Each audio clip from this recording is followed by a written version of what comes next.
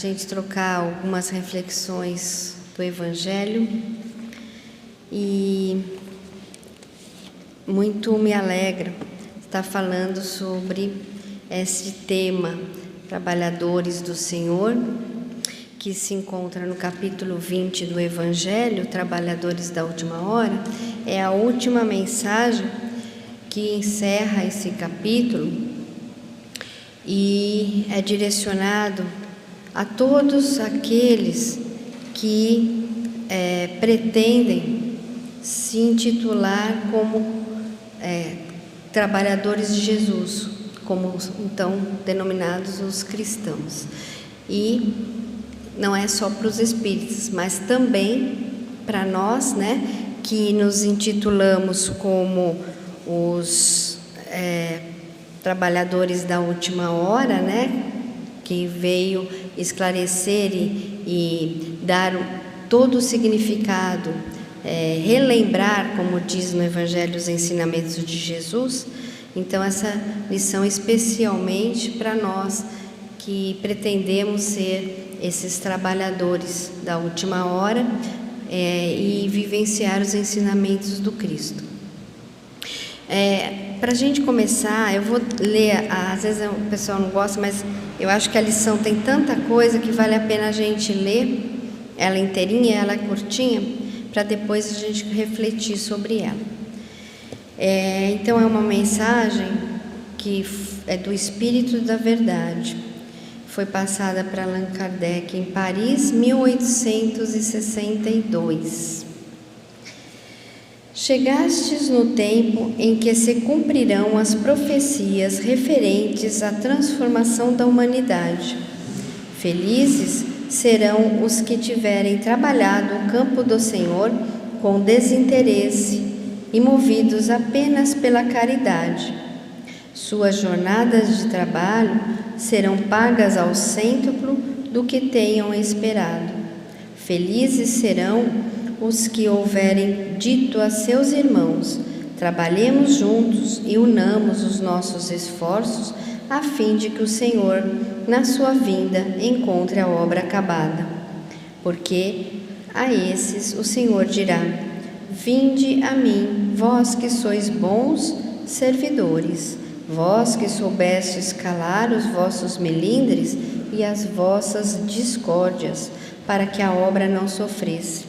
Mas infelizes os que, por suas dissensões, houverem retardado a hora da colheita, porque a tempestade chegará e eles serão levados no turbilhão. Nessa hora clamarão: graça, graça, mas o Senhor lhes dirá: por que pedis graça se não tivestes piedade de vossos irmãos? Se vos recusastes a lhes estender as mãos, e se esmagastes o fraco em vez de o socorrer? Por que pedis graça, se procuraste a recompensa nos prazeres da terra, na satisfação do vosso orgulho? Já recebestes a vossa recompensa de acordo com a vossa vontade, nada mais tendes a pedir. As recompensas celestes são para aqueles que não houverem pedido recompensas na terra. Deus faz neste momento a enumeração de seus servidores fiéis e já marcou pelo seu dedo os que só têm a aparência do devotamento, para que não usurpem o salário dos servidores corajosos, porque é a esses que não recuaram diante de sua tarefa que vai confiar os postos mais difíceis na grande obra da regeneração pelo Espiritismo. E estas palavras se cumprirão: os primeiros serão os últimos e os últimos serão os primeiros no reino dos céus. Então, essa mensagem muito bela, com muito significado, trata principalmente, agora que a gente vem reiteradamente falando, desse momento de transição planetária. Aqui, em 1862, ele já inicia falando: chegou o tempo da transformação. Olha que interessante, em 1862 já estava dado início, já tinha sido dado início à transformação da Terra. E hoje, 2020, né? Olha quanto tempo, a gente ainda diz que a gente está nessa transição. Porém, no finzinho dela, a gente percebe que ela está próxima a essa transformação. Alguns palestrantes eu já ouvi falar que até entendem que a gente já está no mundo de regeneração, nos primórdios do mundo de regeneração, aí, apesar, né, de tudo que a gente vê ainda, mas que já é esse início. É que toda a transição, a fronteira é um pouco mesclado, né? Quando a gente sempre está numa transição, por exemplo, de uma floresta para um outro tipo de floresta ou um cerrado, existe aquele intermediário onde tem um pouquinho do cerrado, um pouquinho da floresta, e assim é tudo, né? Quando a gente faz aquela mescla, existe um pouquinho de tudo naquela transição, e é um pouco o que está acontecendo. A gente ainda não está vivendo no mundo de regeneração pleno, porém estamos já sentindo que aquele mundo de provas e expiações, de sofrimento, ele está perdendo fôlego, está perdendo força, e muita coisa já não cabe mais, né? As coisas já estão mudando, né? E certas coisas que eram tidas como normal há anos atrás, hoje já não, né? Já são questionadas, já são postas em xeque, já são cobradas mudanças. Isso a gente observa em todas as áreas do conhecimento, né? No meio ambiente, na relação da família, na relação de trabalho, na relação entre homem e mulher, a questão do que pode, do que não pode, do que é machismo, do que é feminismo, né? Tem um monte de questões assim borbulhando na sociedade, questionando modelos antigos, padrões, né, de comportamento. Então, tudo isso é a ebulição dessa transformação, para que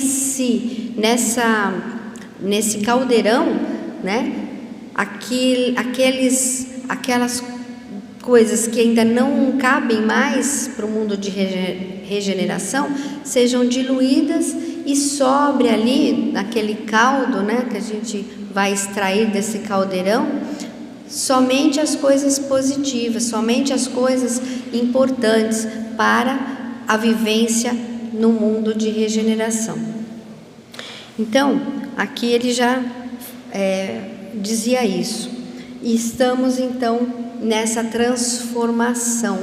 E não é como alguns, até já várias pessoas e crenças pregavam, o fim do mundo, né?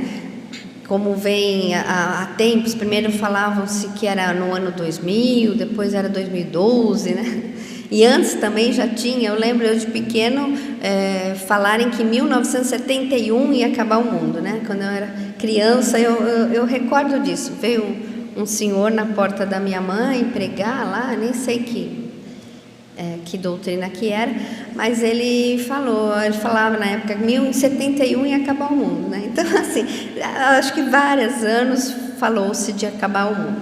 Mas não se trata de fim de mundo, e sim de fim de ciclos, fim de eras, fim de um período, né, onde dentro da doutrina se estabeleceu se separar, através de Kardec, mundos primitivos, que a gente já passou, a Terra, né? Aí veio o mundo de provas e expiações, e agora estamos também passando por uma outra mudança para adentrar no mundo de regeneração. E mais milênios, né? Não sei quanto vai levar para a gente adentrar os mundos felizes. E isso vai evoluindo, o planeta vai evoluindo. Então, é só essas transformações que a humanidade passa de tempos em tempos, E não é assim o fim do mundo, né? Então, dito isso, a gente entende que para a gente adentrar este mundo de regeneração, essa lição nos dá um caminho, uma receita, vamos dizer assim, o que a gente deve ter em conta para ser um trabalhador do Senhor, um obreiro do Senhor, para merecer estar nesse mundo novo que Ele nos disse, né, que haveria de existir, a terra transformada. Já está, para quem depois quiser ler, tem essa previsão, está em Mateus 24, capítulo 24, onde ele fala dessa transformação na Bíblia, né? Jesus comenta, e essa lição do Espírito de verdade, ela tem muito a ver com aquela lição, né? Falando já muito tempo depois, também dessa transformação da humanidade. E aqui ele já indica alguns caminhos, algumas receitas para que a gente possa estar vivendo neste mundo. A mensagem aqui é clara, ele já fala logo aqui no começo. Felizes serão os que tiverem trabalhado no campo do Senhor com desinteresse e movidos apenas pela caridade. Então, ele já dá um indicativo muito claro sobre quem são os verdadeiros trabalhadores do Senhor. Não basta só falar, eu sou cristão, né? Então, para ser um trabalhador, reconhecido como um trabalhador na seara de Jesus, tem que ter algumas características. Então, é isso que ele está falando aqui. E essa característica principal é desinteresse e movidos pela caridade. Então, faz que a gente reflita, né? Se somos ou queremos ser considerados trabalhadores do Senhor, e aí a gente vem, no caso nosso, aqui numa casa espírita, o que a gente busca, né, nessa casa espírita? A gente vem aqui para realmente ser um trabalhador do Senhor. Então o que estamos buscando ao irmos a uma casa cristã, né? Aqui no caso a nossa espírita, mas qualquer casa cristã, qualquer igreja ou templo cristão, o que essas pessoas buscam nesses lugares para que eles possam ser considerados trabalhadores do Senhor? Está dizendo aqui que precisa ter desinteresse e verdadeira caridade. Então, a gente tem que fazer essa reflexão, cada um de nós. Por que eu vou na casa espírita? O que eu estou esperando ao ir lá? Eu estou buscando que ela me sirva, ou eu estou procurando servir, né? Que aí é uma questão interessante. Jesus veio ensinar isso, quando ele fala que é desinteresse e caridade. A caridade é isso, é você auxiliar ao próximo, é você servir ao próximo e não ser servido. Ele mesmo falou, eu vim para servir e não para ser servido. Então, a gente, quando vem a uma casa espírita, temos que refletir, para sermos considerados realmente trabalhadores do Senhor, estamos buscando servir ou ser servidos, né? É uma reflexão importante. O desinteresse é nesse sentido. Eu vou, mas eu estou buscando algo em troca, seja uma cura, seja alguma facilidade, porque eu vou lá cumprir a minha obrigação, porque assim eu estou, de certa maneira, cumprindo, né, com uma obrigação social, com uma obrigação moral, para também ser beneficiado na minha vida, né? Muita gente às vezes quer fazer essa troca. Então eu estou lá procurando ser bom, cumprir com as minhas obrigações, para que a vida me favoreça, para que a minha vida seja mais tranquila, para que a minha vida seja mais rica, seja de saúde, seja de paz, seja até abundante financeiramente, né? Enfim, tem uma vida tranquila, né? Então a gente tem que refletir. Jesus disse isso para os seus discípulos: me siga e vocês terão uma vida tranquila. Parece que não é bem esse o ensinamento, né?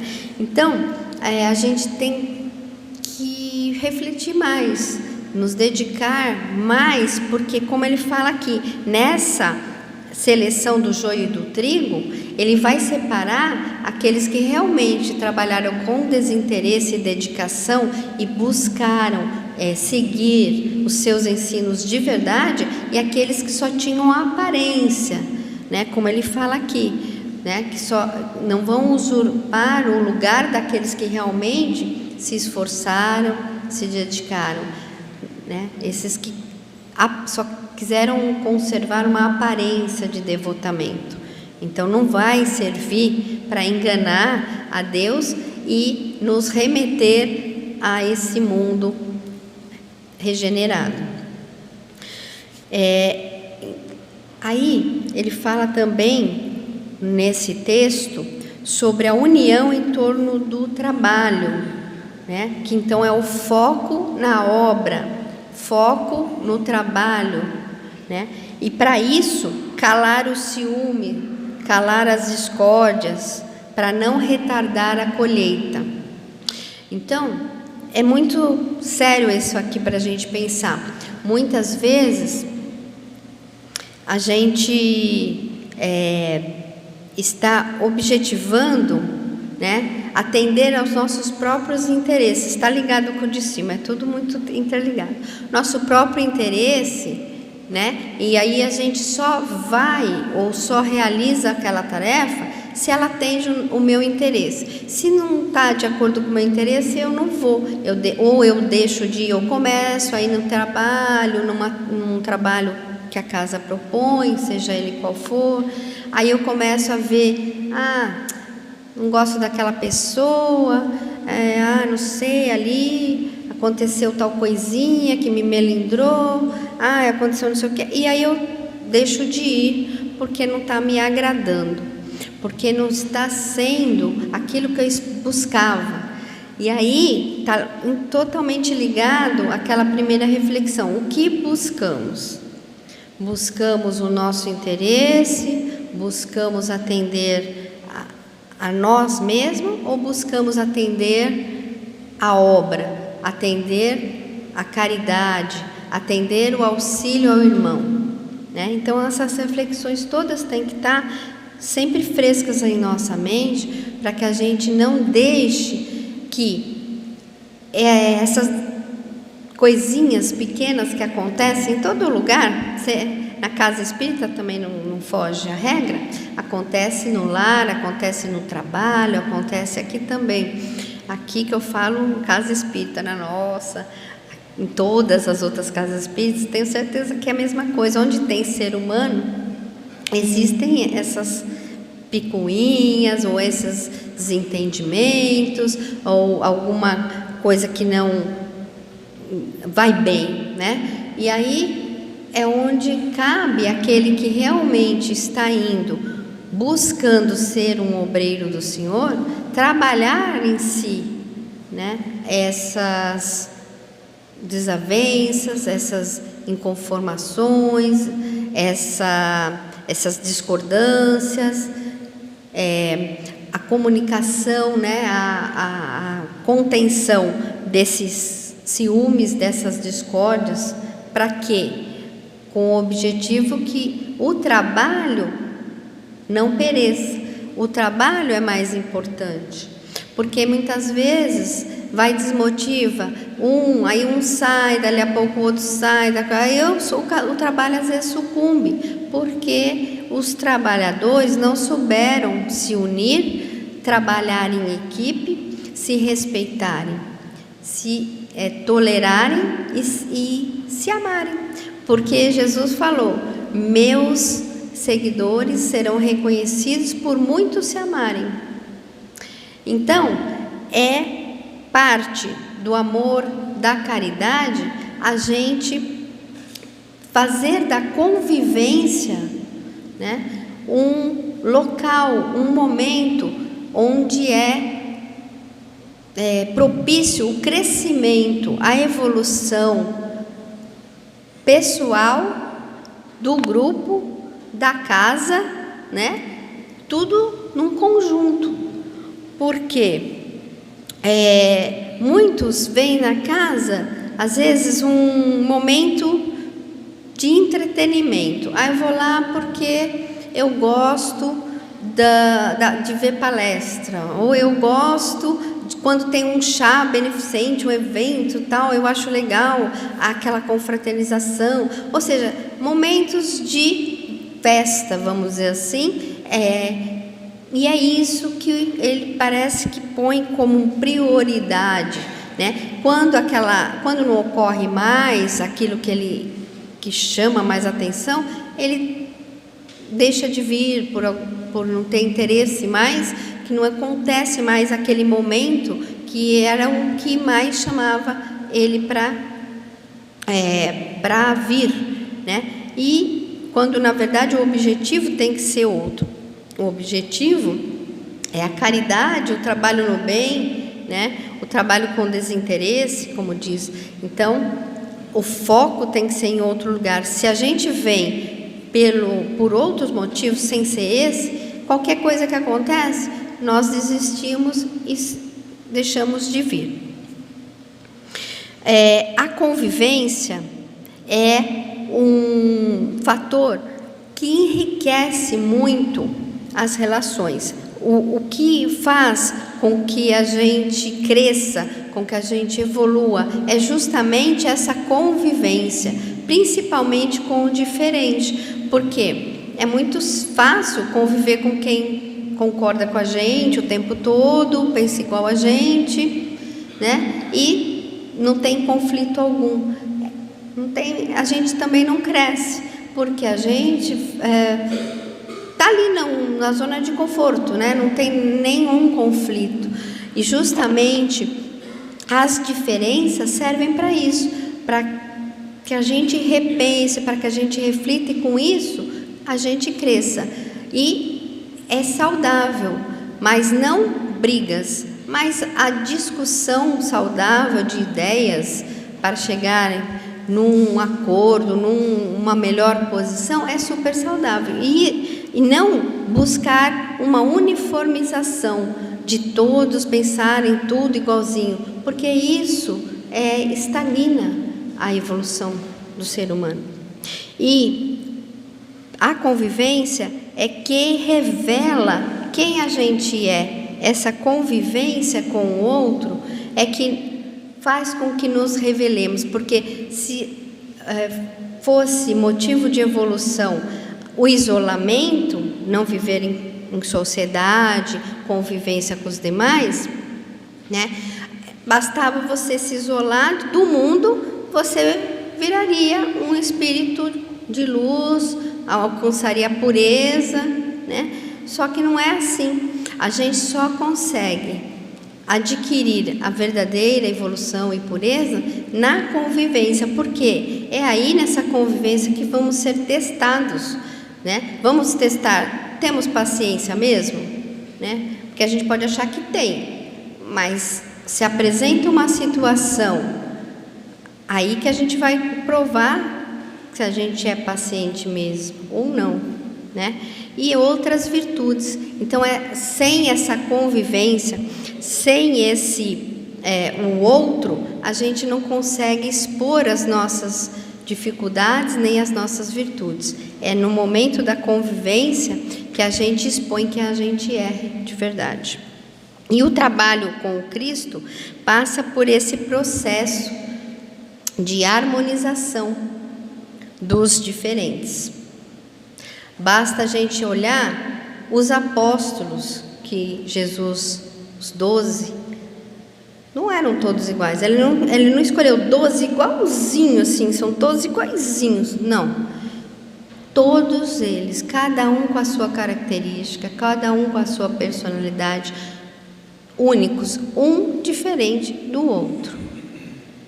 Tinha o pescador, meio abrutalhado, meio ignorantão, tinha o mais culto, mais erudito, né?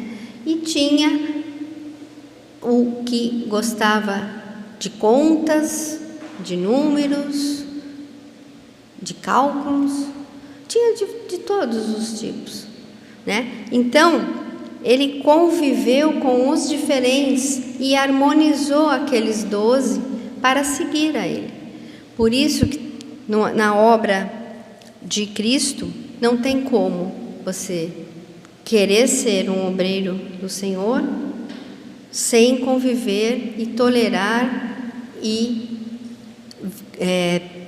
ter convivência com os diferentes. Tem um exemplo que foi dado numa palestra pelo Arthur Valadares, que eu achei muito legal, que ele cita que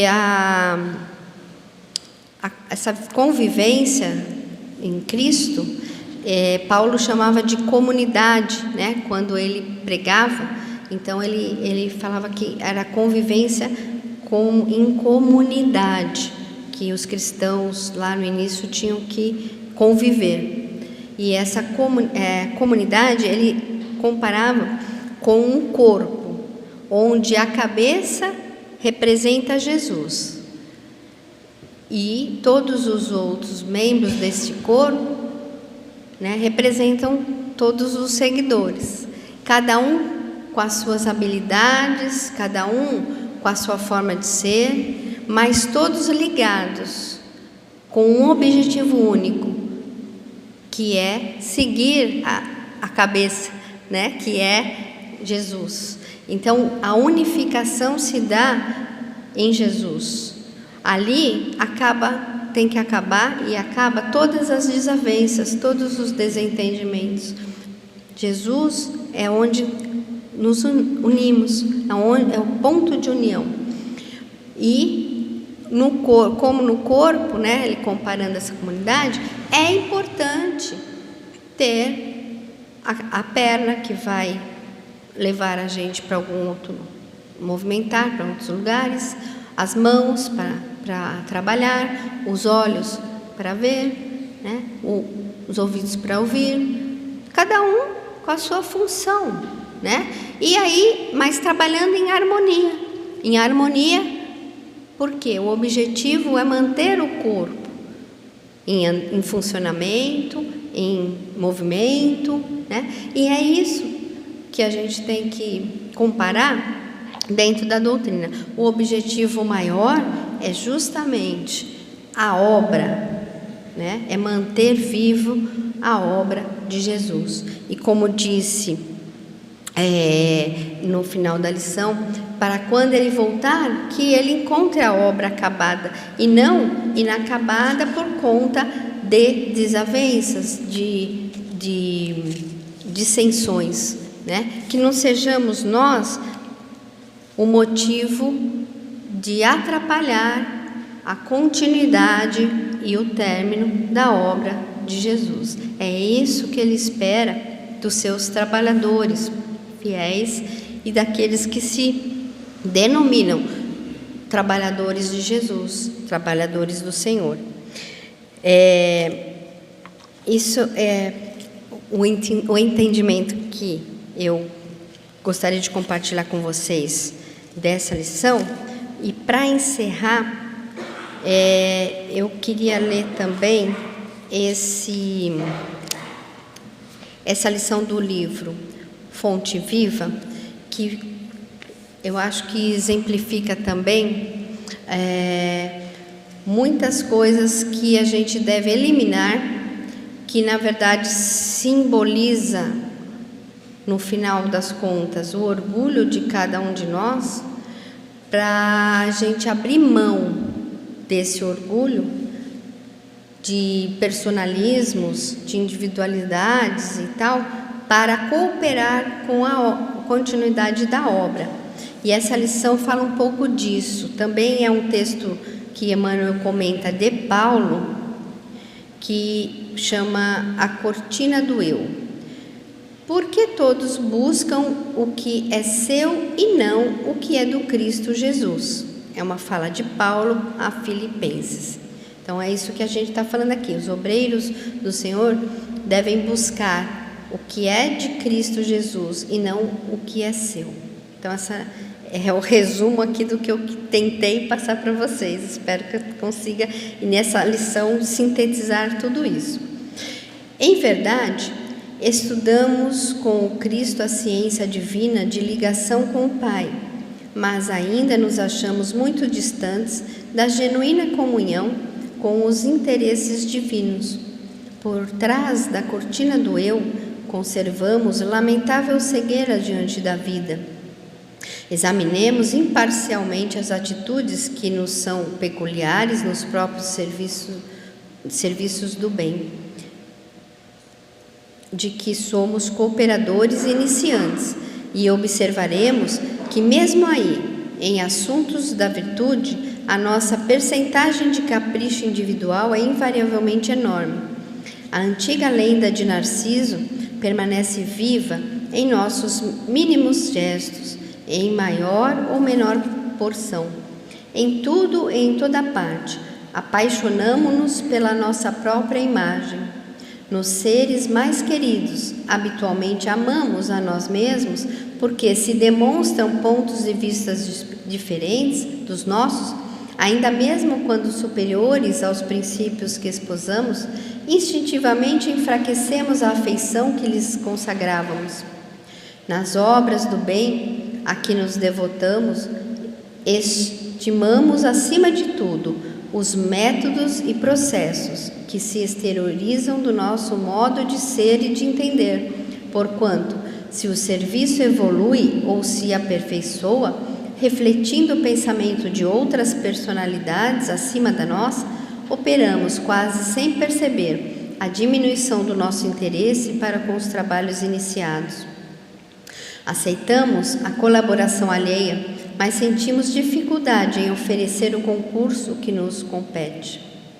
Se nos achamos em posição superior, doamos com alegria uma fortuna ao irmão necessitado que segue conosco em condição de subalternidade, a fim de contemplarmos com volúpia as nossas qualidades nobres no reconhecimento de longo curso a que se sente constrangido, mas raramente concedemos um sorriso de boa vontade ao companheiro mais abastado ou mais forte, posto pelos desígnios divinos à nossa frente. Em todos os passos da luta humana encontramos a virtude rodeada de vícios e o conhecimento dignificante quase sufocado pelos espinhos da ignorância, porque infelizmente cada um de nós, de modo geral, vive à procura do eu mesmo. Entretanto, graças à bondade de Deus, o sofrimento e a morte nos surpreendem na experiência do corpo e, além dela, arrebatando-nos aos vastos continentes da meditação e da humildade, onde aprenderemos pouco a pouco a buscar o que pertence a Jesus Cristo, em favor da nossa verdadeira felicidade dentro da glória de viver. Então, Cristo prometeu a recompensa não é nessa vida. A gente não deve esperar a recompensa aqui na terra, porque ele mesmo fala aqui, aqueles que buscaram a recompensa aqui já receberam, então não terão direito às recompensas celestes, que são as mais importantes, aquelas que o verdadeiro cristão deve buscar, e não as recompensas ilusórias da terra, mas sim aquela que nos será entregue para quando estivermos na verdadeira vida, né? Que é lá que Jesus promete as verdadeiras recompensas. Por isso, a vida que nós devemos levar aqui jamais deve ser aquela da preguiça ou da tranquilidade ou da serenidade, da vida sem problemas, porque não foi isso que Jesus veio ensinar, e sim do enfrentamento das dores, das dificuldades, do sofrimento, para assim depois merecer as recompensas, né? Aí é nesse entendimento que, como verdadeiros cristãos, a gente tem que se colocar, né? Buscando vencer com resignação, com força, com fé, as dificuldades que vão se apresentando, entendendo elas como lições para nosso aperfeiçoamento e não como outras coisas, como castigo, como vingança ou qualquer outra coisa, e como derrota, e sim como vitória para o nosso espírito eterno. Eu posso falar mais um pouquinho? Eu passei um pouco da hora, mas tinha uma história muito linda que eu queria contar, agora eu lembrei, do Francisco de Assis, que Valadares também contou nessa palestra, e é maravilhosa. Francisco de Assis, não sei para vocês, mas para mim é um exemplo de humildade na terra inquestionável.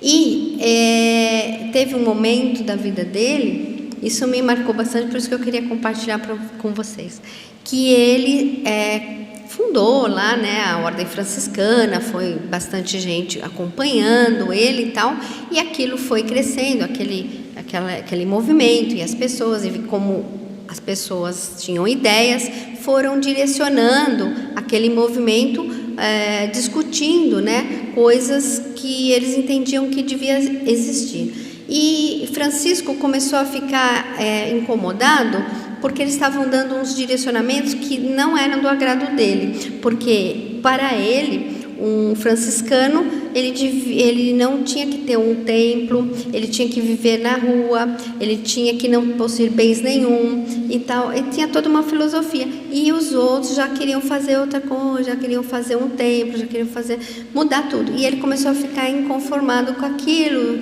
e descontente. E aí ele foi conversar com a Clara, né, a irmã Clara, qual eles tinham uma proximidade muito bonita de alma, e falou para ela essa queixa, que ele estava desestimulado, que ele estava chateado, porque os fiéis lá, os amigos dele, estavam dando uns direcionamentos que ele não concordava, que ele estava descontente. E aí ela fala assim para ele: nossa, Francisco, você ainda não é pobre o suficiente. Aí ele fala assim: como que eu não sou pobre o suficiente? Eu não tenho nada, eu só tenho essa roupa aqui do corpo, que era de saco, né, que ele fazia com aquela cordinha. Eu não tenho mais nada, só tenho isso, como eu não sou pobre o suficiente? Ela falou: você ainda acha que a obra é sua, essa criação é sua, você quer moldá-la a seu gosto, e ela não é sua, ela é de Deus. E aí ele caiu em si, né? Realmente ele acordou, ele falou: eu estava sendo assim orgulhoso, porque eu queria que fosse do meu jeito, a coisa daquele jeito que eu imaginei. Ele queria que todos seguissem as ordens ou as designações do jeito que ele queria. E ele falou: eu me apeguei a isso, achando que a obra era minha autoria, eu que criei, eu que vou dar as diretrizes, né? Então eu estava apegado àquilo. E aí ele agradece a ela como uma alma nobre, né? Ao contrário de muitos aí que podiam ter ficado bravo com esse conselho, falando: imagina, você está me chamando de orgulhoso, eu que não tenho nada, quem é você para falar isso de mim? E brigado com ela, né? Como talvez alguns fizessem. Mas ele não, ele entendeu que ela deu uma lição importantíssima para que ele acordasse. E aí ele agradeceu e falou: agora eu estou mais leve, porque eu estava carregando um peso que não era meu. Eu estava querendo carregar essa igreja como se fosse minha, mas não é de Deus. Então ele entregou, ele abriu mão do seu personalismo, do seu interesse próprio, né? E deixou tudo correr conforme Deus quisesse. Então não era mais obrigação dele. E ele se sentiu leve e agradeceu a Clara por ter dado esse toque a ela. Então é mais uma lição de humildade desse mestre, né, que foi Francisco de Assis. E aí, para encerrar, para encerrar mesmo, eu gostaria de convidar vocês para fazer justamente a prece dele como encerramento, que é o maior símbolo, acho, de humildade na Terra. Um dos maiores foi Francisco de Assis. Então, convidando a todos para que a gente possa